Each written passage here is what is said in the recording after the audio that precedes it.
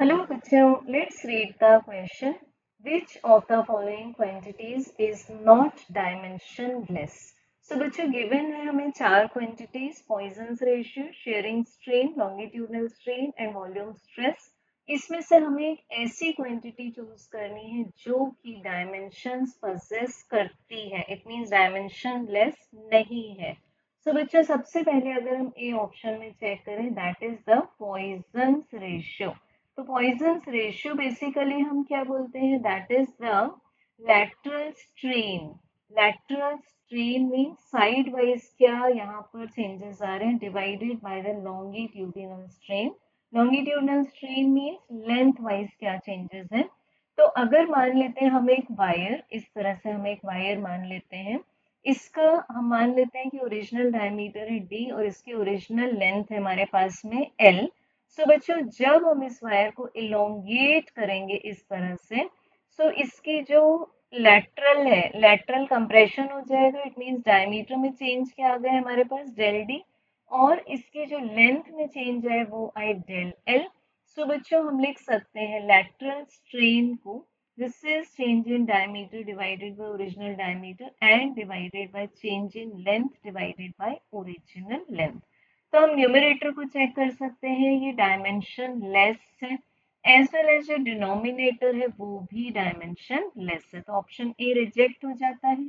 Option E sorry option B क्या है हमारे पास में शेयरिंग स्ट्रेन है. अब बी शेयरिंग स्ट्रेन का मीनिंग क्या होता है कि यहाँ पर हमारे पास में सपोज एक स्क्वायर है इस तरह से जिसका हमने बॉटम पार्ट फिक्स कर दिया एंड इसको हम नेम कर देते हैं ए बी सी डी से. अब बच्चों बीसी पार्ट पर हम एक टेंजेंशियल फोर्स लगा लेते हैं तो जो बी पॉइंट है वो लेटरली शिफ्ट होकर आ जाता है बी डैश पर और सिमिलरली सी पॉइंट आ जाता है सी डैश पर. तो हमें यहाँ मिल जाता है शेयरिंग स्ट्रेन. अब इस शेयरिंग स्ट्रेन को हम एक्सप्रेस करेंगे as the ratio of X means lateral displacement to the fix distance के फॉर्म में. तो हमारे पास शेयरिंग स्ट्रेन क्या आ गया थीटा. अब थीटा तो डायमेंशन लेस होता है, this is x by L. तो ये भी हो गया डायमेंशन लेस, तो ऑप्शन बी भी रिजेक्टेड.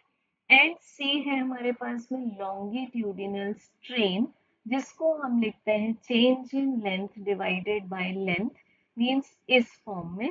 तो ये भी डायमेंशन लेस है. तो यहाँ पर सी ऑप्शन भी इनकरेक्ट हो जाता है और डी है हमारे पास में वॉल्यूम स्ट्रेस. अब बच्चों वॉल्यूम स्ट्रेस का मीनिंग क्या होता है basically that is the normal force divided by whole area. So यहाँ देख सकते हैं कि फोर्स के डायमेंशंस आएंगे M L T minus two और एरिया के डायमेंशंस आएंगे L square. So this is M L minus one T minus two. तो ये हमारे पास में आ जाएंगे वॉल्यूम स्ट्रेस के डायमेंशन. तो हम देख सकते हैं कि जो वॉल्यूम स्ट्रेस है वो डायमेंशन लेस नहीं है. So correct answer will be option D. Thank you.